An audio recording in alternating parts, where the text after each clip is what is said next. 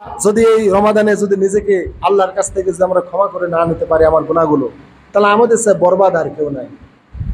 এজন্য জুমাতুল বিদায় আমাদের এ যাবৎ যা কিছু অর্জন হয়েছে ওই দিকে আর না তাকিয়ে এখন সবকিছু বর্জন করেন। অর্জন কতটুকু করতে পারলেন এটা বড় বিষয় না, কিন্তু জীবনের সকল নাফরমানি বর্জন করেন। অর্জন করা কঠিন, বর্জন করা সহজ। অর্জন করা খুবই কঠিন। আমরা আমাদের জীবনের যতগুলো আমরা ইবাদত তরক করেছি এর খেসারত আদায় করা তো সহজ না। অতএব একটা জিনিস অর্জন খুব কঠিন, কিন্তু বর্জন করতে মোটেও সময় লাগে না। অতএব ইবাদত হলো অর্জনের নাম, আর তাওবা হলো বর্জনের নাম। আমরা যাই কিছু রমাদানে অর্জন করতে পেরেছি কি না পেরেছি এটা বড় বিষয় না, যা করেছি আলহামদুলিল্লাহ। বাকি এখন আমাদের সবচেয়ে বড় পথ বর্জন করা। অর্জন খুব কঠিন। আপনি আপনার মোবাইলে 500টা নাম্বার সেভ করেছেন, এটা হলো অর্জন। এই 500টা নাম্বার সেভ করতে আপনার বছরের পর বছর লেগেছে। আজ এক বন্ধুর সাথে দেখা হলো, নাম্বারটা নিলেন। আরেকদিন আরেক বন্ধুর সাথে দেখা হলো, একটা নাম্বার নিলেন। আপনি 5-10 বছর মিলে আপনার মোবাইলে 500-600 নাম্বার আপনি কালেকশন করেছেন বা আপনি সেভ করে রেখেছেন। এইগুলো হচ্ছে অর্জন। কিন্তু এইগুলি বর্জন করতে চোখের পলকে সময় লাগে। আপনি ডিলেট অল আপনি অন করবেন, সব শেষ। তাহলে অর্জন করা কঠিন, বর্জন করা সহজ। আমরা মুসলমান, আমরা বর্জন বুঝি না, তাওবা বুঝি না। আল্লাহ যে তাওবার পথ আমাদের দেখিয়েছেন, আমাদের যাবতীয় গুনাহের পথ বর্জন করা, এই বর্জন আমরা বুঝি না। বর্জন করা এত সহজ, এই সহজ পথটা আমরা অবলম্বন করি না, আর না করার কারণেই মানুষ ক্ষতিগ্রস্ত হয়। এজন্য হাজরিন, তাওবা এবং ইস্তেগফার এইটা করে আমাদের যাবতীয় গুনাহগুলো থেকে বেরিয়ে আসতে হবে। কেননা আল্লাহ রাসূল সাল্লাল্লাহু আলাইহি ওয়াসাল্লাম এই রমাদানে তিনি একবার কি করলেন, মেম্বারে প্রথম সিঁড়িতে পা দিলেন, দিয়ে বললেন আমিন। দ্বিতীয় সিঁড়িতে পা দিলেন, বললেন আমিন। তৃতীয় সিঁড়িতে পা দিলেন, বললেন আমিন। সাহাবায়ে কেরাম বললেন, ইয়া রাসূলুল্লাহ, আপনি এমন একটা বিষয় আজকে আমরা দেখলাম যে আপনি মেম্বারে প্রথম সিঁড়িতে পা দেওয়ার সময় আপনি আমিন বললেন, দ্বিতীয় সিঁড়িতে ওঠার সময় আমিন বললেন, তৃতীয় সিঁড়িতে ওঠার সময় আমিন বললেন, কারণ কি? আল্লাহ রাসূল সাল্লাল্লাহু আলাইহি ওয়াসাল্লাম বলেন যে জিবরাইল আমার নিকটে এসেছে, এসে বলল, বাউদা মান আদরাকা রমাদান ফালাম ইগফার লাহু। যে ব্যক্তি রমাদান মাস পেল কিন্তু নিজেকে পাপ মুক্ত করতে পারলো না, ক্ষমা করে নিতে পারলো না আল্লাহর কাছে, সে নিপাত হয়ে গেল, ধ্বংস হয়ে গেল, বরবাদ হয়ে গেল। আমি বললাম আমিন, আল্লাহ তুমি কবুল করো। তাহলে বদদোয়া করেছেন জিবরাইল, আমিন বলেছেন কে? আল্লাহ রাসূল সাল্লাল্লাহু আলাইহি ওয়াসাল্লাম। আমিন মানে হে আল্লাহ তুমি বদদোয়া কবুল করো। আমিন মানে আল্লাহ তুমি কবুল করো। আমিন শব্দের অর্থ আল্লাহ তুমি কবুল করো। অতএব জিবরাইলের বদদোয়া, রসুলের আমিন, চারখানে কথা না। এই জন্য আপনি রমজান পেলেন কিন্তু রমাদানে নিজের গুনাহগুলো মাফ করে নিতে পারলেন না, তাহলে আপনার আমার চাইতে অধিক ধ্বংসপ্রাপ্ত ব্যক্তি আর নাই। একবারেই ধ্বংসপ্রাপ্ত আমরা, নিপাত হয়ে গেলাম, বরবাদ হয়ে গেলাম। দ্বিতীয়ত, যে ব্যক্তি পিতামাতাকে পেল তাদের খেদমত করে জান্নাত কামাই করতে পারলো না, সে ধ্বংস হয়ে গেল। রসুল বললেন আমিন। জিবরাইল বলল, যার সামনে আপনার নাম নেওয়া হলো কিন্তু তারা আপনার প্রতি দুরূদ পড়লো না, তারা ধ্বংস হয়ে গেল। রসুল বললেন আমিন। তাহলে আমাদের সামনে এখন রমাদান মাস, আমরা যদি নিজেকে গুনাহ থেকে বেরিয়ে আমরা না আনতে পারি, গুনাহ থেকে যদি আমরা মুক্ত হতে না পারি, আমাদের ধ্বংস অনিবার্য। আমাদের সামনে যদি রসুলের নাম নেওয়া হয়, আমরা যদি তার প্রতি দুরূদ না পড়ি, আমাদের ধ্বংস অনিবার্য। পিতামাতা আমাদের হায়াতে আছে, আমরা পিতামাতাকে পেয়েছি, তাদের খেদমত করতে পারলাম না, খেদমত করে জান্নাত কামাই করতে পারলাম না, আমাদের ধ্বংস অনিবার্য। এই তিনটা বদদোয়া করেছেন জিবরাইল, আমিন বলেছেন আল্লাহ রাসূল সাল্লাল্লাহু আলাইহি ওয়াসাল্লাম। এত বড় সাংঘাতিক হাদিস আর নাই আমার জানা মতে, যে স্বয়ং জিবরাইল আমিন বদদোয়া করেছেন, রাসূল আমিন বলেছেন। তার উম্মতের মানে ধ্বংস তিনি নিজেই চেয়েছেন, অথচ সব জায়গায় তিনি উম্মতের কল্যাণ চেয়েছেন। তায়েফবাসীরা এত মেরেছে, রক্তাক্ত করে দিয়েছে, জিবরাইল আমিন এসে বলেছে আপনি অনুমতি দেন, পাহাড় নিয়ে চাপিয়ে দিব। আল্লাহ রাসূল বলেছেন আল্লাহ মাহাদি কওমি ফাইন্নাহুম লা ইয়ালামুন, আল্লাহ তায়েফবাসীকে ক্ষমা করে দাও, তারা জানে না আমি তোমার রাসূল। তাহলে তাদের অজ্ঞানতাকে অজুহাত হিসেবে কবুল করে আল্লাহ রাসূল তাদের হেদায়েতের দোয়া করেছেন। আর এই তিনটা ক্ষেত্রে আল্লাহ রাসূল সাল্লাল্লাহু আলাইহি ওয়াসাল্লাম স্বয়ং নিজে আমিন বলেছেন। তাহলে যে রাসূল কাফের তায়েফবাসীর মানে ধ্বংস চাইলেন না, সেই আল্লাহ রাসূল সাল্লাল্লাহু আলাইহি ওয়াসাল্লাম ইমানদার মুসলমানদের ধ্বংস চাইলেন। কি বুঝলেন? তার মানে এই তিনটা পাপ কত সাংঘাতিক। তো এখন আমাদের সামনে রমাদান চলছে, রমাদানে যদি নিজের গুনাহগুলো আমরা ক্ষমা করে নিতে পারি তাহলে আমাদের আর মুক্তির পথ নাই। ক্ষমা কবে পাবো? এটাই ক্ষমার মাস। অতএব রমাদানে যদি আমরা নিজের গুনাহগুলো ক্ষমা করে নিতে না পারি আর কবে নেব? এজন্য হাজরিন, যাবতীয় গুনাহ থেকে আমাদের তাওবা করতে হবে। তাওবা মানে ফিরে আসা। তো তাওবার আগে একটা কাজ করতে, সেটা হচ্ছে ইস্তেগফার। ইস্তেগফার এবং তাওবা দুটো আলাদা আলাদা জিনিস, আপনারা ভালো করে বুঝে রাখেন। ইস্তেগফার হলো আল্লাহর নিকট ক্ষমা চাওয়া, মাফ চাওয়া, তারপরে মার্জনা প্রার্থনা করা, ক্ষমা চাওয়া, এটা হচ্ছে ইস্তেগফার। আর তাওবা হলো ফিরে আসা, ঘুরে আসা, অর্থাৎ যে গুনাহের দিকে আমি ছিলাম, যে ভুল পথে ছিলাম, সেই পথ থেকে ফিরে আসা। তাহলে ইস্তেগফার আগে, তাওবা তারপরে। আগেই তাওবা না, আগে ইস্তেগফার, ইস্তেগফারের পরে তওবা। ইস্তেগফার মানে আমি যে গুনাহ করেছি, গুনাহের জন্য ক্ষমা চাবো আল্লাহর কাছে, আল্লাহর কাছে ক্ষমা প্রার্থনা করবো। আল্লাহ, আমি যে অন্যায় করেছি, ভুল করেছি, ভুল পথে ছিলাম, আমি এই গুনাহের জন্য আপনার কাছে ক্ষমা চাচ্ছি, আল্লাহ আপনি আমাকে ক্ষমা করে দেন। এইটা হলো ইস্তেগফার। এই ইস্তেগফার একটা ইবাদতের নাম। এটা যদি আমরা করি, আল্লাহ আমাদের গুনাহ ক্ষমা করে দেবেন। আর যদি আমাদের গুনাহ না থাকে, তাহলে ইস্তেগফার করা যেহেতু একটা ইবাদত, আল্লাহ আমাদের সওয়াব দেবেন। কেননা সহিহ বুখারীতে আছে আল্লাহ রাসূল ৭০ বার ক্ষমা প্রার্থনা করতেন, এবং মুসলিমে আছে ১০০ বার। আল্লাহ রাসূল প্রতিদিন ১০০ বার আল্লাহর কাছে ক্ষমা চাইতেন এবং তাওবা করতেন।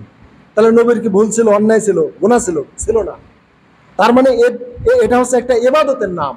যেহেতু আল্লাহ তাআলা ইস্তেগফার প্রার্থনা করতে বলেছেন, তাওবা করতে বলেছেন, তাই গুনাহ থাক চাই না থাক, তাওবা, ইস্তেগফার এবং তাওবা করাই একটা ইবাদত। এটা একটা ইবাদতের নাম। আপনার গুনাহ থাকলে গুনাহ মাফ হবে, আর গুনাহ না থাকলে আপনার মর্যাদা আল্লাহ বাড়িয়ে দিবেন।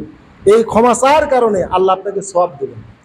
অতএব যারা মনে করে যে আমি কেন আল্লাহর কাছে আমি ক্ষমা চাবো, আমার তো গুনাহ নাই, আরে ভাই, আপনার গুনাহ আছে এই জন্য ক্ষমা প্রার্থনা না, আপনার গুনাহ নাই, নবীরও তো নাই গুনাহ। তাও আল্লাহ বলেছেন ফাসাব্বি বিহামদি রাব্বিকা ওয়াস্তাগফির ইন্নাহু কানা তাওয়াবা। আপনি আপনার রবের কাছে ক্ষমা চান। তার মানে নবী ভুল করেছিলেন, পাপ করেছিলেন, গুনাহ করেছিলেন? গুনাহ করেন না, নবীগণ নিষ্পাপ, মাসুম। তার মানে ক্ষমা চাওয়াটা একটা ইবাদত। আল্লাহ আমাদের ক্ষমা চাইতে বলেছেন। দোয়া করা যেমন একটা ইবাদত, ইস্তেগফার বা ক্ষমা প্রার্থনা ওইরকম একটা ইবাদত, তাওবা আরেকটা ইবাদত। অতএব দোয়া একটা ইবাদত, ইস্তেগফার একটা ইবাদত, তাওবা একটা ইবাদতের নাম। খালি মনে করবেন না যে গুনাহ হলে শুধু গুনাহ মাফ হবে, আর আমি গুনাহ করিনি, আমার ইস্তেগফারের প্রয়োজন নাই। এটা ভুল ধারণা। এটা একটা ইবাদতের নাম, এটা একটা জিকির, আল্লাহকে স্মরণের একটা মাধ্যম। কিন্তু এই জিনিসটা আমরা আপনাদেরকে বোঝাতে চাই যে আপনার গুনাহ থাক চাই না থাক, আপনি আল্লাহর কাছে ক্ষমা প্রার্থনা করবেন। এই ক্ষমা চাওয়াটাই একটা ইবাদতের নাম। আল্লাহ তাআলা এর দ্বারা আপনার গুনাহ ক্ষমা করবেন, আল্লাহ আপনাকে মর্যাদাও দিবেন। তো হাজরিন, আল্লাহ রাব্বুল আলামিন মানুষকে ভুলের বাহন করে সৃষ্টি করেছেন। আদিপিতা আদম আলাইহিস সালাম থেকে ভুল শুরু। কারণ মানুষ শব্দের অর্থ হচ্ছে ভুল করা, ইনসান শব্দের অর্থে ভুল করা। আদম আলাইহিস সালাম জান্নাতে ভুল করেছেন, আল্লাহ জান্নাত থেকে নামিয়ে দিয়েছেন। তাহলে মানুষের জীবন ভুল দ্বারাই শুরু। অতএব যারা বলে যে আমার জীবনে ভুল নাই, আমি কেন ক্ষমা চাবো, তাহলে তারা আদমের সন্তান না, তারা হতে পারে ইবলিসের সন্তান বা শয়তানের বংশধর। কারণ আদমের সন্তান যদি হয়ে থাকে তাহলে তার ভুল আছে। কারণ আল্লাহ রাসূল বলেছেন কুল্লু ইবনে আদম খত্তাউন ওয়া খায়রুল খত্তাইনা তাওয়াবুন। সব আদমের সন্তানই অপরাধী, তবে যারা আল্লাহর কাছে তাওবা করে তারা হচ্ছে সবচাইতে ভালো অপরাধী। তাহলে এটা আল্লাহ রাসূলের হাদিস। সব আদম সন্তানই অপরাধী, তবে যারা আল্লাহর কাছে তাওবা করে তারা উত্তম অপরাধী, ভালো অপরাধী। তার মানে সবাই অপরাধী, কিন্তু অপরাধীর মধ্যে যারা আল্লাহর কাছে ক্ষমা চায় তারা উত্তম অপরাধী। তার মানে ক্ষমা চাওয়ার পরেও সে অপরাধ তার মধ্যে থাকবেই, সে কোনোদিন অপরাধ থেকে বা ভুল থেকে বেরিয়ে আসতে পারবে না। এইটাই মানুষের সিফত। অপরাধ বা ভুল থেকে মানুষ বেরিয়ে আসতে কোনোদিনই পারবে না। এরকম গুণ দিয়ে মানুষকে সৃষ্টি করা হয় না যে সে ভুল করবে না। মানুষ ভুল করবে এরকম গুণাবলী সিফত দিয়ে তাকে সৃষ্টি করেছেন। মানুষ ভুল করবে না এটা হতেই পারে না, মানুষ অন্যায় করবে না এটা হতেই পারে না, মানুষ পাপ করবে না এটা হতেই পারে না। যে ভুল করে না, অন্যায় করে না, পাপ করে না, সে মানুষই না, সে কোনোদিনই মানুষ না। মানুষ যদি হয় অবশ্যই তার জীবনে ভুল আছে, তার জীবনে অন্যায়, তার জীবনে অবশ্যই পাপ আছে, মানুষ যদি হয়ে থাকে। এটা অনেকভাবে আছে। কিভাবে? নবীদেরও জীবনে ভুল আছে, কিন্তু নবীদের জীবনে পাপ নাই। আল্লাহ রসুল সাল্লাল্লাহু আলাইহি ওয়াসাল্লাম নামাজে ভুল করেছেন। জোহরের নামাজ তিনি 4 রাকাতের কাছে 3 রাকাত পড়ে ফেলেছেন। আসরের নামাজ 4 রাকাতের কাছে 3 রাকাত পড়ে ফেলেছেন। এইটা হচ্ছে ভুল। নবীদেরও এই ভুল হয়, এটা বিশ্বাস করতে হবে। আদম আলাইহিস সালাম জান্নাতে ভুল করেছেন, ভুল করে নিষিদ্ধ বৃক্ষের নিকটে তিনি চলে গিয়েছেন। ওই নিষিদ্ধ বৃক্ষের ফল খেয়েছেন, তিনি ভুলে গিয়েছিলেন যে আল্লাহ আমাকে এই গাছের ফল খেতে মানা করেছিলেন, এটা ভুলে গিয়েছিলেন। এই ভুলের স্বভাব দিয়ে আল্লাহ মানুষকে সৃষ্টি করেছেন। অতএব যারা ভুল করে না, তারা নিজের জন্ম বা নিজের সৃষ্টির ইতিহাস জানে না। সে নিজের মানুষের সৃষ্টির ইতিহাস সে জানে না। মানুষ ভুল করবে, অন্যায় করবে, এই চিন্তা করেই ফেরেশতারা বলেছিলেন যে আল্লাহ আপনি মানুষ সৃষ্টি করবেন না। কেননা মানুষে সৃষ্টি করলে তারা ওই জিন জাতির মতো তারা রক্তপাত করবে, অন্যায় করবে, তারা কি করবে? ভুল করবে, মিসগাইড হবে, ভুল পথে যাবে, রক্তপাত ঘটাবে, ফিতনা ফাসাদ করবে। অতএব আমরা কি করি? নাহানু নুসাব্বিহু বিহামদিহি ওয়া নুকাদ্দিসু লাক, আমরাই তো আপনার কুদ্দুসি বর্ণনা করি, পবিত্রতা বর্ণনা করি। আল্লাহ বললেন ইন্নী আলামু মা লা তা'লামুন, আমি যা জানি তোমরা তা জানো না। তার মানে ফেরেশতারা কি জানে? ফেরেশতারা জানে জিনেরা যেরকম অবাধ্য হয়েছে, অন্যায় করেছে, করার পরে আল্লাহর কাছে আর ক্ষমা চায় নাই, মাপ চায় নাই, না চাওয়ার কারণে তারা ধ্বংস হয়েছে। এই মানুষ এক সৃষ্টি করলো, মানুষ ভুল করবে, অন্যায় করবে, কিন্তু করার পর আর ক্ষমা চাবে না, আল্লাহ এদেরকে জিনের মধ্যে ধ্বংস করে দিবেন। কিন্তু আল্লাহ বললেন ইন্নী আলামু, নিশ্চয় আমি যা জানি, মা লা তা'লামুন, তোমরা তা জানো না। আল্লাহ কি জানেন আর ফেরেশতারা কি জানে না? বলেন তো। আল্লাহর জানা ফেরেশতাদের জানার মধ্যে একটা পর্দা আছে। পর্দাটা কি জানেন? ফেরেশতারা জানে মানসিক সৃষ্টি করলে অন্যায় করবে, ভুল করবে, আল্লাহর কাছে আর ক্ষমা চাবে না, ফলে জিন জাতির মতো ধ্বংস হবে। আল্লাহ জানে ফেরেশতাদের বিপরীত। সেটা কি? আল্লাহ জানে আমি মানুষ সৃষ্টি করব, ভুল করবে, অন্যায় করবে, পাপ করবে, করে আমার কাছে তাওবার মাধ্যমে ফিরে আসবে, আমি তার তাওবা কবুল করে ফেলবো। সুবহানাল্লাহ বিহামদিহি। এই গুপ্ত রহস্য আল্লাহর ইলম আর ফেরেশতাদের ইলমের মধ্যে পার্থক্য। যেহেতু আল্লাহ গায়েব জানে আর ফেরেশতারা গায়েব জানে না, তাই ফেরেশতারা আমাদের সৃষ্টি করতে আল্লাহকে মানা করেছে। আতাজালু ফিহা মা ইফসিদু ফিহা, আপনি এমন জাতি সৃষ্টি করবে যারা রক্তপাত করবে, ফিতনা করবে, ফাসাদ করবে। আল্লাহ বলেছেন করবেই তো, কিন্তু করে জিন জাতির মতো অবাধ্য পথেই তারা অবিচল থাকবে না, তারা আমার দিকে তাওবা ইস্তেগফার করে ফিরে আসবে, আমি তাদের ক্ষমা করে দেব। এই যে মানুষ ভুল করার পর আবার আল্লাহর কাছে ক্ষমা চাবে, এইটা ফেরেশতারা জানে না। আর না জানার কারণেই আমাদের সৃষ্টিকে ফেরেশতারা বাধা দিয়েছে আল্লাহকে বলেছে আল্লাহ আপনি সৃষ্টি করেন না, বা তারা আপত্তি জানিয়েছে। তাহলে আমাদের সৃষ্টির রহস্য বুঝতে পেরেছেন? আমাদের সৃষ্টির রহস্য হলো আমরা ভুল করব, পাপ করব, অন্যায় করব, করার পরে আমরা আল্লাহর কাছে ক্ষমা চাবো। এই গুণাবলী দিয়ে আল্লাহ আমাদের সৃষ্টি করেছেন। এই জন্য আদম আলাইহিস সালাম জান্নাতে ভুল করেছেন, করে আল্লাহর কাছে বলেছেন কি রব্বানা যালামনা আনফুসানা ওয়া ইল্লাম তাগফির লানা ওয়া তারহামনা লানাকুনান্না মিনাল খাসিরিন, আল্লাহ তাকে ক্ষমা করে দিয়েছেন। দেয় নাই? আল্লাহ ক্ষমা করে দিয়েছেন। বিপরীতে জিনের কাজ দেখেন, যেহেতু ইবলিস বা শয়তান জিন, ওয়াকানা মিনাল জিন্নি, আল্লাহ কোরআনে বলেছেন সে জিন সম্প্রদায়ের অন্তর্ভুক্ত। এবার আল্লাহ আদমকে সৃষ্টি করার পর বললেন যে উজুদু লি আদম ফাসাজাদা ইল্লা ইবলিস, আল্লাহ বললেন তোমরা আদমকে সাজদা করো। সব ফেরেশতারা সাজদা করলো, ইল্লা ইবলিস, ইবলিস করলো না। কেন করলো না? আবা ওয়াস্তাকবারা ওয়াকানা মিনাল কাফিরিন, সে অ্যাভয়েড করলো, অহংকার করলো, আনা খায়রুম মিনহু, আমি তার চেয়ে ভালো আছি, আমি তার চেয়ে উত্তম, আমি কেন তার কাছে ছোট হবো, কেন আমি তাকে সাজদা করব।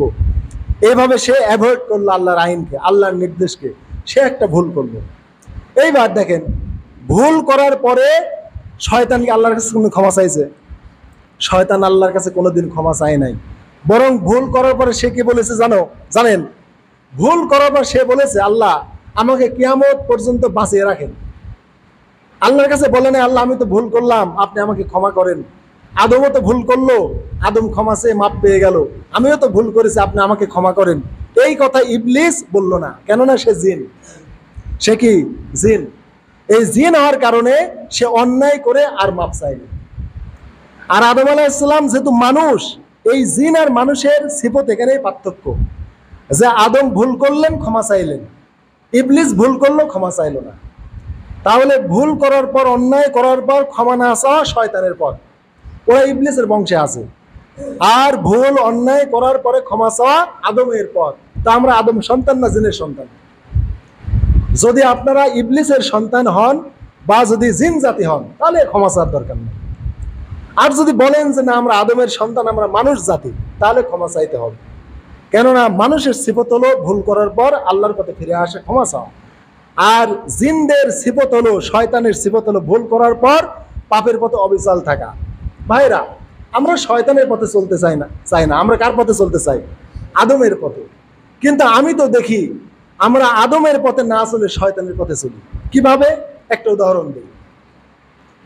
এখন এই যে মসজিদে যারা আছেন, মাইন্ড করেন না, অনেকের মুখে দাড়ি নাই, আছেন এরকম? অনেকের ক্লিন শেভ। আচ্ছা, এই যে আপনি যে দাড়ি শেভ করেছেন, এটা সওয়াব না গুনাহ? গুনাহের কাজ নাকি সওয়াবের কাম? অবশ্যই গুনাহের কাম। আপনি কি জানেন যে এটা গুনাহ? আপনি জানেন এটা গুনাহ, দাড়ি শেভ করলে আমার কবিরা গুনাহ হচ্ছে, আপনি জানেন। কিন্তু জানার পরেও আপনি মনে করছেন কি আমার বয়সটা এখন 20 বছর, ওই 60 বছর বা 50 বছর হলে তখন দাড়ি পাকবি বা বেটা বেটি বিয়া শাদী দিয়ে যখন সংসার গোছা আসবি, তখন আমি দাড়ি রাখি দেব। তাহলে এই যে একটা গুনাহ করার পর আমল নামায় গুনাহটা 20-30 বছর জমা রাখতেছেন, আর ভাবতেছেন শেষ জীবনে যা দাড়ি রাখবো। এই যে পাপের উপর আপনি সাহস করলেন, এইটা আদমের সিফত না। যেমন ইবলিসের সিফত আদমকে সাজদা করলো না, না করে বলল আল্লাহ আমাকে কিয়ামত পর্যন্ত হায়াত দেন। তো কিয়ামত পর্যন্ত যে ইবলিস হায়াত চাইলো, তার মানে কিয়ামতের পূর্বে কি ইবলিস তাওবা করবে নাকি? মনে হয় কিয়ামতের পূর্বে ইবলিস তাওবা করবে। হ্যাঁ, তাওবা করলে করতে পারে, কিন্তু তখন আর কবুল হবে না। কেননা আল্লাহ রাসূল সাল্লাল্লাহু আলাইহি সাল্লাম বলেছেন যে পশ্চিম দিগন্তে একটা দরজা আছে, যতদিন সূর্য পশ্চিম দিগন্তে না উঠবে ততদিন আল্লাহ তাওবার দরজা বন্ধ করবেন না। পশ্চিম দিগন্তে সূর্য না ওঠা পর্যন্ত বান্দা যতদিন তাওবা করবে, আল্লাহ ততদিন তার তাওবা কবুল করবে। কিন্তু পশ্চিম দিগন্তে সূর্য উঠে গেলে ওই তাওবার দরজা বন্ধ হয়ে যাবে, আর তার তাওবা কবুল করা হবে না। তো যখন পশ্চিম দিগন্তে সূর্য উঠে যাবে, তখন যারা নামাজ পড়ে নাই তারা নামাজ পড়া ধরবে, তখন যারা তাওবা করে নাই তাওবা করবে, তখন যারা দাড়ি রাখে নাই দাড়ি রাখবে। কিন্তু আল্লাহ রাসূল সাল্লাল্লাহু আলাইহি ওয়াসাল্লাম বলেছেন তখন আর কারো ঈমান, কারো তওবা কবুল করা হবে না। কেননা আল্লাহ তাআলা একটা দরজা রেখেছেন, এই দরজা খোলা। পশ্চিম দিগন্তে সূর্য উদিত হয়ে গেলে দরজা বন্ধ হয়ে যাবে, আর কারো ঈমান তওবা কবুল করা হবে না।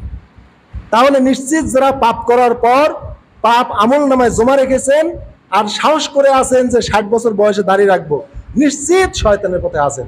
শয়তান এই কাজটাই করে আছে যে আমি কিয়ামত পর্যন্ত আমি হাত চাই, তার মানে কিয়ামতের আগে আমি ক্ষমা চাবো না। আপনিও তো সেম এরকম যে আমি 50 বছরের মধ্যে দাড়ি রাখার ইচ্ছা আমার নাই, মানে তাওবা করার ইচ্ছা আপনার নাই। কিন্তু আদমের সিফত হলো অন্যায় করার সাথে সাথে তাওবা করা। হাজরিন, আমি মনে করি আপনাদের ভুল হয়েছে এই অন্যায়গুলো করায়। অন্যায় থেকে বেরিয়ে আসেন। এই ভুল আদম আলাইহিস সালাম থেকেই। সুনানে তিরমিজি, মেশকাত সহ বিভিন্ন হাদিসে আছে মানুষ ভুল করবে না এটা হতেই পারে না। ভুল অবশ্যই করবে, পাপ অবশ্যই করবে। আল্লাহ রাসূল বলেছেন যে আদম থেকে মানুষের ভুল শুরু। আল্লাহ রাসূল হাদিসে বলেছেন আদমকে আল্লাহ 1000 বছর হায়াত দিয়েছেন। তো আল্লাহ রাব্বুল আলামিন একবার তার নিজের হাত আদমের পিঠে রাখলেন। রাখার পর কিয়ামত পর্যন্ত যত মানব সন্তান দুনিয়াতে আসবে সকলের রুহগুলো বের করে আদমের সামনে রাখলেন। দেখলেন যে একটা মানে রুহু চকচক করছে, চেহারা উজ্জ্বল। আল্লাহকে বললেন আল্লাহ এটা কে? আল্লাহ বললেন এটা তোমার সন্তান দাউদ আলাইহিস সালাম। আল্লাহকে তখন আদম আলাইহিস সালাম বলেন আল্লাহ আমার এই দাউদ নবীর এই সন্তানের বয়স কত? আল্লাহ বললেন তার বয়স 60 বছর। কত বছর? 60 বছর। আল্লাহকে বললেন আল্লাহ আমার বয়স কত? আল্লাহ বললেন তোমার বয়স 1000 বছর। তখন আদম আলাইহিস সালাম বললেন আল্লাহ আমার এই সন্তানের প্রতি আমার একটু মহব্বত হচ্ছে। এত সুন্দর সন্তান আমার দাউদ নবী, তাকে আপনি খালি 60 বছর বয়স দিয়েছেন। আমার 1 বছরের হায়াত থেকে 40 বছর কেটে আমার এই সন্তান দাউদকে দেন। আল্লাহ বললেন ঠিক আছে, তোমার 1000 বছরের মধ্যে তোমার 40 বছর বয়স কেটে দাউদ নবীকে দিয়ে দিলাম। আল্লাহ রাসূল সাল্লাল্লাহু আলাইহি ওয়াসাল্লাম বললেন এইবার আদম আলাইহিস সালামের 960 বছর বয়স হয়ে গেল। তখন আজরাইল মালাকুল মউত তার কাছে এসে জান কবজ করবেন। তখন আদম আলাইহিস সালাম বলল কে মালাকুল মউত এখন কেন? আমার তো হায়াত 1000 বছর। তখন মালাকুল মউত বলল যে আপনার কি 40 বছর আপনি দাউদ নবীকে দেন নাই? বলছে অসম্ভব ব্যাপার, আমি কোনো সময় আমি দিতেই পারিনি। আল্লাহ রসুল সাল্লাল্লাহু আলাইহি ওয়াসাল্লাম বললেন, আদম আলাইহিস সালাম ভুলে গিয়ে অস্বীকার করেছিলেন, এই জন্য আমরা তার সন্তানরা ভুলে যাই, অস্বীকার করি। আদম আলাইহিস সালাম ভুল করে নিষিদ্ধ বৃক্ষের নিকটে গিয়ে তিনি ফল খেয়ে ফেলেছিলেন, আমরাও এরকম মানে অন্যায় কাজ আমরা করে ফেলি। এই জন্যে মানুষ ভুল করবে না এটা হতেই পারে না হাজিরিন। মানুষ ভুল করবে, অন্যায় করবে, কিন্তু অন্যায় করার পর ভুল পথ থেকে ফিরে আসবে, এটা হচ্ছে তাওবা। তাহলে তাওবা বুঝলেন, গুনাহের জন্য প্রথমে ক্ষমা চাওয়া, তারপরে গুনাহের পথ থেকে ফিরে আসা, এইটার নাম হচ্ছে তাওবা। এই জন্য জুমাতুল বিদায় আমাদের সবচেয়ে বড় কাজ হচ্ছে আল্লাহর কাছে যাবতীয় গুনাহের জন্য ক্ষমা প্রার্থনা করে আল্লাহর পথে ফিরে আসা। এইটা যদি আমরা করতে পারি তাহলে আল্লাহ তাআলা আমাদের সব গুনাহ ক্ষমা করে দিবেন। এ ব্যাপারে আল্লাহ রাব্বুল আলামিন বলেন, ইয়া ইবাদিয়াল্লাযিনা আসরাফু আলা আনফুসিহিম লা তাকনাতু মির রাহমাতিল্লাহ ইন্নাল্লাহা ইয়াগফিরুয যুনুবা জামিআ ইন্নাহু আল গফুরুর রহিম। আল্লাহ তাআলা আমাকে বলেন যে হে আমার বান্দারা, হে আমার বান্দারা, তোমরা যারা নিজেদের প্রতি জুলুম করেছো, অনেক অন্যায় করেছো, পাপ করেছো, অন্যায় করেছো, লা তাকনাতু মির রাহমাতিল্লাহ, আমার রহমত থেকে নিরাশ হও না। যে আমি এত অন্যায় করেছি, পাপ করেছি, আমার তাওবাকে আল্লাহ কবুল করবেন, এরকম তোমরা নিরাশ হও না। ইন্নাল্লাহা ইয়াগফিরুয যুনুবা জামিআ, আল্লাহ সব গুনাহ ক্ষমা করে দেবেন। তিনি যে ক্ষমাশীল, তিনি যে পরম করুণাময়, অতএব আল্লাহ তাআলা সব গুনাহ ক্ষমা করতে পারেন, তিনি আল্লাহ। আল্লাহ রাব্বুল আলামিন অন্য আয়াতে বলেন, মা কানাল্লাহু লিয়ুআযযিবাহুম ওয়া আনতা ফীহিম ওয়া মা কানাল্লাহু মুআযযিবাহুম ওয়া হুম ইস্তাগফিরুন। আল্লাহ তাআলা বলেন, আল্লাহ এরকম না, আল্লাহর গুণ, আল্লাহর বৈশিষ্ট্য এমন না যে হে নবী আপনি আপনার উম্মতের মাঝে আছেন আর আমি আল্লাহ তাদেরকে শাস্তি দেব। তার মানে নবী তো নিজেই রহমত, তাই রহমত থাকা অবস্থায় কি গজব আসে? তাই আল্লাহ বললেন, আমি আল্লাহ এমন আল্লাহ না যে আপনি আপনার উম্মতের মাঝে আছেন আর আমি তাদেরকে শাস্তি দিব, গজব দিব। এখন বলতে পারেন তাহলে তো এখন নবী নাই, তাহলে দেখি আমাদেরকে আল্লাহ গজব দিবেন? হ্যাঁ দিবেন। আল্লাহ বলেছেন, তবে আমি এমন আল্লাহ নয় যে তোমরা কি করবে, আমার কাছে ক্ষমা চাবে আর আমি তোমাদের শাস্তি দেব, আমি এমন আল্লাহ নয়। অতএব আমরা যতক্ষণ অন্যায় করব আর তাওবা করব, এতক্ষণ আল্লাহ আমাদের গজব দিবেন না। কিন্তু যখনই শুধু অন্যায় করব আর ক্ষমা চাবো না, তখনই আল্লাহ আমাদের গজব দিবেন। এই জন্য আল্লাহ বললেন যে আমি এমন আল্লাহ নই যে হে নবী আপনি থাকা অবস্থা আপনার উম্মতকে আমি বা সাহাবীদের প্রতি আমি আযাব পাঠাবো, আবার আপনি দুনিয়া থেকে চলে যাবেন। আমি এমন আল্লাহ নই যে বান্দারা আমার কাছে ক্ষমা চাবে আর আমি তাদেরকে শাস্তি দিব, হতেই পারে না, আমি এমন আল্লাহই নই। সুবহানাল্লাহ বিহামদিহি, এরকম গুণ বৈশিষ্ট্য আমার নাই। তাহলে আল্লাহ তাআলা কোরআনে কত সুন্দর আল্লাহ কথা বলেছেন। অন্য আরেকটা আয়াত আল্লাহ তাআলা বলেন যে ইস্তাগফিরু রাব্বাকুম সুম্মা তুবু ইলাইহি, তোমরা কি করো, তোমাদের রবের কাছে ক্ষমা চাও এবং তোমরা তার দিকে তোমরা ধাবিত হও, তাওবা করো। তাহলে আল্লাহ প্রথমে ক্ষমা প্রার্থনা করতে বলেছেন, তারপরেই তাওবা করতে বলেছেন। তাহলে ক্ষমা আগে, তাওবা পরে। কিন্তু আমরা একটা ভুল ধারণা আছে, আমরা খালি সমাজে বলি কি, এই তুই তওবা করে, বা অমুক মরে যাচ্ছে তাকে তাওবা করাতে হবে। কিন্তু তাওবাটা আগে না, আগে কি ইস্তেগফার, আগে কি ইস্তেগফার, গুনাহের জন্য ক্ষমা চাওয়া, তারপরে যে গুনাহের জন্য ক্ষমা চালাম ওই গুনাহ থেকে ফিরে আসা। তাই আল্লাহ বললেন ইস্তাগফিরু রাব্বাকুম, তোমরা তোমাদের রবের কাছে ক্ষমা চাও, সুম্মা তুবু ইলাইহি, তারপরে তোমরা তার দিকে ফিরে আসো, মানে তোমরা তাওবা করো। করলে কি হবে, ইউমাত্তিকুম মাতান হাসানা ইলা আজালিন মুসাম্মা, একটা নির্দিষ্ট মেয়াদ পর্যন্ত এই পৃথিবীতে তোমাদের বসবাস করতে দেবেন। সুবহানাল্লাহ বিহামদিহি। তাহলে আমরা যদি গুনাহের জন্য আমরা ক্ষমা চাই, তাওবা করি, একটা নির্দিষ্ট সময়কাল পর্যন্ত পৃথিবীতে আল্লাহ আমাদের বসবাস করতে দিবেন। আর যদি আমরা ক্ষমা না চাই, তাওবা না করি, আল্লাহ আমাদের পৃথিবীতে বাস করতে দিবেন না। এটা আল্লাহ তাআলা বোঝাচ্ছেন। অন্য আয়াতে আল্লাহ তাআলা বলেন ইস্তাগফিরু রাব্বাকুম, তোমরা তোমাদের রবের কাছে ক্ষমা চাও, সুম্মা তুবু ইলাইহি, তারপরে তোমরা তার দিকে ফিরে আসো, তাওবা করো। তাহলে কি হবে, ইউরসিলিস সামা আলাইকুম মিদরারা, তোমরা আল্লাহর কাছে ক্ষমা চাইলে, তাওবা করলে আল্লাহ আসমান থেকে তোমাদের প্রতি মুষলধারে বৃষ্টি বর্ষণ করবেন। তারপরে কি করবেন, ওয়ায়াজিদকুম কুওয়াতা ইলা কুওয়াতিকুম, তোমাদের শক্তি সামর্থ্য তোমাদের বাড়িয়ে দিবেন। ওয়ালা তাতাওয়াল্লাউ মুজরিমিন, আর তোমরা অবাধ্য হয়ে তোমরা ফিরে যেও না। তাহলে আমরা তাওবা করলে আল্লাহ আসমান থেকে বৃষ্টি বর্ষণ করবেন, আমাদের শক্তি সামর্থ্য আল্লাহ আমাদের বাড়িয়ে দিবেন। অন্য আয়াতে আল্লাহ তাআলা বলেন যে ইউমদিদকুম বিআমওয়ালি ওয়া বানিন, তোমরা যদি আমার কাছে তাওবা করো, আমি কি করব, ওয়া ইউমদিদকুম বিআমওয়ালি ওয়া বানিন, আমি তোমাদের মাল এবং সন্তান সন্ততিতে সমৃদ্ধ করে দেবো। সুবহানাল্লাহ বিহামদিহি। তোমাদের মাল সম্পদ বাড়িয়ে দেবো। আমরা সম্পদ বাড়াতে চাই না? আমরা তো খালি সম্পদই চাই। আমরা 1 বিঘা পেঁয়াজ লাগালে আশা দেখি যে আল্লাহ আমাকে তুমি 60 মণ পেঁয়াজ দিও। তা আল্লাহ বলছেন যে যে ব্যক্তি তার মাল বাড়াতে চায়, তার সম্পদ, তার মানে জ্ঞাতি গোষ্ঠী, সন্তান সন্ততি, বংশ বৃদ্ধি করতে চায়, সে গোষ্ঠীর দিক দিয়ে সম্ভ্রান্ত হতে চায় এবং সমৃদ্ধ যে ব্যক্তি পরিবার গঠন করতে চায়, সে যেন আমার কাছে তাওবা করে। আমার কাছে তাওবা করলে তাকে আমি তার সম্পদে, তার বেটা বেটি, পরিবার পরিজনে আমি সমৃদ্ধ দান করব। আর কি করব? ওয়াইয়াজাল লাকুম জান্নাত, এই পৃথিবীতে তাদের জন্য অনেক ফলমূলের বাগান তৈরি করব।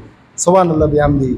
ওয়াইয়াজাল লাকুম আনহারা, এবং বিভিন্ন নদী নালা আমি আল্লাহ প্রবাহিত করে দিব। এত বরকত আল্লাহ তাআলা এই পৃথিবীতে আমাদের আল্লাহ দিয়ে দিবেন। হাজরিন, এখন দেখেন, আমরা খালি মনে করি যে আমরা গুনাহ করলেই আমরা ক্ষমা চাবো, আর গুনাহ না করলে ক্ষমা চাবো না। এই যে আয়াতগুলো বললাম, আল্লাহকে এখানে বলছেন যে তোমরা ক্ষমা চাও, আমি তোমাদের ক্ষমা করে দিব। আল্লাহ বলছেন ইস্তাগফিরু রাব্বাকুম, তোমরা তোমাদের রবের কাছে ক্ষমা চাও, সুম্মা তুবু ইলাইহি, এবং তার দিকে ফিরে আসো, তাওবা করো। আল্লাহ বলছেন না যে তোমাদের আমি গুনাহ মাফ করব। আল্লাহ বলছেন তওবা এবং ইস্তেগফার করলে কি করব?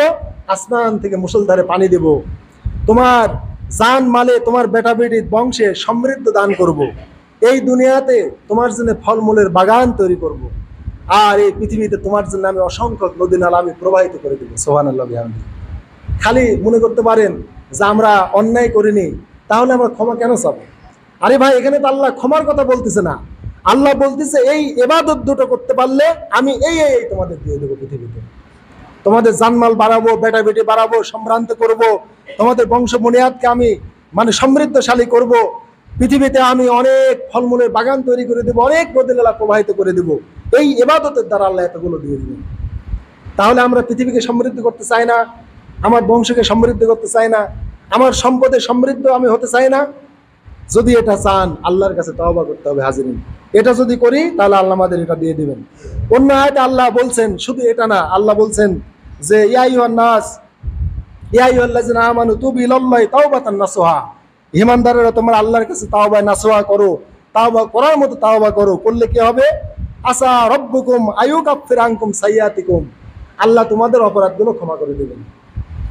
তারপরে ওয়াইদুখিলকুম জান্নাতিন তাজরি মিন তাহতিহাল আনহার, এবং এমন জান্নাতে প্রবেশ করাবেন যার নিচ দিয়ে নহর প্রবাহিত। তাহলে এই আয়াতে আল্লাহ বললেন যে তোমরা যদি আল্লাহর কাছে তাওবা নাসুহা করো, তাহলে আল্লাহ তোমাদের অপরাধগুলো ক্ষমা করে দিবেন। তাহলে তাওবা নাসুহা কি? খালি তাওবা করলে হবে না, আমি আজ একটু তওবা করলাম, পরের দিন আবার আমি তওবা ভেঙে ফেললাম, এরকম না। তাওবা নাসুহা হলো জীবনে যে গুনাহগুলো করেছি আর এই গুনাহ করব না আল্লাহ, এইভাবে সংকল্পবদ্ধ হওয়া। মুফাসসিরে কেরাম বলেছেন, যেমন গরুর বা উটের দুধ দহনের পর যেমন ওই পালানে আর দুধ ফিরিয়ে দেওয়া যায় না, অনুরূপভাবে কোনো ব্যক্তি তাওবা থেকে, গুনাহ থেকে এমনভাবে তাওবা করবে যে গুনাহের দিকে আর যাবে না। যেমন আপনি দাড়ি কাটছেন, আপনি এখন তাওবা করেন, আল্লাহ আমি দাড়ি কেটে অন্যায় করেছি, আপনি আমাকে ক্ষমা করেন, আমি আর জীবনে দাড়ি কাটবো না। এই কাজ যদি করতে পারেন, তাহলে ওই যে আগের ফজিলতগুলো আপনাকে দিয়ে দিবেন, এবং আল্লাহ এই দাড়ি কাটার সব গুনাহ মাফ করে দিবেন। এবং মাপেই না, আল্লাহ বলেছেন ওয়াইদুখিলাকুম জান্নাতিন তাজরি মিন তাহতিহাল আনহার, এমন জান্নাতে তোমাকে প্রবেশ করাবো যার নিচ দিয়ে নহর প্রবাহিত। তাহলে তাওবা মানে আল্লাহর দিকে ফিরে আসা, আর তাওবা নাসুহা মানে জীবনে আর এই পাপের পথে না যাওয়া, এইটা তাওবা নাসুহা। হাজরিন, এজন্য আল্লাহ তাআলা কোরআনে বারবার বলেছেন সব গুনাহ থেকে তাওবা করো, তুবু ইলাল্লাহি জামিআন আইয়ুহাল মুমিনুন লাআল্লাকুম তুফলিহুন, হে ইমানদারেরা সব গুনাহ থেকে আমার কাছে তাওবা করো, তাহলে তোমরা কামিয়াব হবে। যদি আপনি সব গুনাহ থেকে যদি আপনি তাওবা করতে না পারেন, কিছু গুনাহ থেকে তাওবা করেন, যেমন আপনি দাড়ি কাটেন, আপনি ধূমপান করেন, আপনি নামাজ পড়েন না, এই তিনটা কবিরা গুনাহ আপনার আমল নামায় আছে, আপনি আল্লাহর কাছে তাওবা করেন, রব্বুল আলামিন আমি এই রমাদানে আমি তোমার কাছে আমি ক্ষমা চাই, তাওবা করছি, জীবনে আর নামাজ তরক করবো না, আর আমি দাড়ি কাটবো না, তবে ধূমপান আমি করব, আমি ধূমপানটা এখন আমি ছাড়তে পারতেছি না। এই দুটো ছাড়েন, নামাজটা পড়েন আর দাড়িটা রাখেন, আর ধূমপান করেন আর বলেন আল্লাহ তুমি আমাকে সুযোগ দিও, সামনে করবো। একদিনে পারতেছি না, 50 বছর ধরে খাইতে, আল্লাহ একদিনে কিভাবে বাদ দিই, আমি দিনে দিনে বাদ দেওয়ার চেষ্টা করব। এরকমও যদি হয়, আপনি আস্তে আস্তে আল্লাহর পথে অগ্রসর হন। আর যদি একবারে সব বাদ দিতে পারেন আলহামদুলিল্লাহ। বলতে পারেন হুজুর আমি যদি সব বাদ দেওয়ার পর আবার যদি গুনাহ করি, আপনি তাও সব বাদ দেন। আল্লাহ রাসূল সাল্লাল্লাহু আলাইহি ওয়াসাল্লাম বলেছেন, কোনো বান্দা যখন গুনাহ করে তার অন্তরে একটা দাগ পড়ে, তাওবা করলে দাগটা মুছে যায়। আবার যদি করে আবার একটা দাগ পড়ে, আবার তাওবা করে আবার মুছে যায়। হাজিরিন, আপনি সব গুনাহ থেকে তাওবা করেন। আল্লাহ জীবনে যত গুনাহ করেছি সব গুনাহের জন্য ক্ষমা চাই, আমি তাওবা করলাম। আল্লাহ আপনার সব মাফ করে দিবেন, সব ডিলেট। এইবার আবার নতুন করে একটা আপনি পাপ করলেন, সমস্যা নেই, আপনি করেন, করবেনই তো। আপনি যে মানুষ, আপনি যে মানুষ, আপনি অন্যায় তো করবেনই। করার পরে কি করেন? আবার তাওবা করেন। আল্লাহ আমি সব গুনাহের জন্য তাওবা করেছিলাম, কিন্তু আল্লাহ অমুক বন্ধুর পাল্টে পরে আমি একটু ধূমপান করে ফেলেছি, আল্লাহ সিগারেট খেয়ে ফেলেছি, আল্লাহ বা আমার এই দাড়িগুলো চুলকাচ্ছিল, আল্লাহ কেমন খুবই খারাপ লাগলো, বন্ধুরা কেমন করলো, আমি তাদের পাল্টে পরে দাড়িগুলো আবার শেভ করে ফেলেছি, আল্লাহ যাক মাফ করে দেন, আমি আবার রাখলাম। আপনি আবার রেখে দেন, তাহলে আপনার ওই না ইয়ার থেকে, আমল নামা থেকে আবার ওই দাগ মুছে যাবে। আর যদি অন্যায় করার পর ক্ষমা না চান, তাহলে আল্লাহ রসুল বলেছেন ওই কলবে জং পড়ে যায়, একের পর এক জং পড়ে যায়। এটা আল্লাহ কোরআনে বলেছেন যে কাল্লাবাল রান আলা কুলুবিহিম মা কানু ইয়াকসিবুন, বরং তাদের অন্তরে জং ধরে গিয়েছে, মরিচিকা পড়ে গিয়েছে, তারা যা উপার্জন করেছে। অতএব যে গুনাহগুলো উপার্জন করেছেন ওইগুলো যদি বাদ না দেন, অন্তরে এমন জং ধরবে আর কামারের হাপড়ে দিয়ে ওই জং আর ছোটানো যাবে না। জং দ্বারা হাসি কাশি পরানোর পরেও বোঝা যায় যে এটা জং ধরেছিল, আর আগের মতো আর হবে না। হাজিরিন, এই জন্য আমল নামায় কখনো গুনাহ রাখবেন না।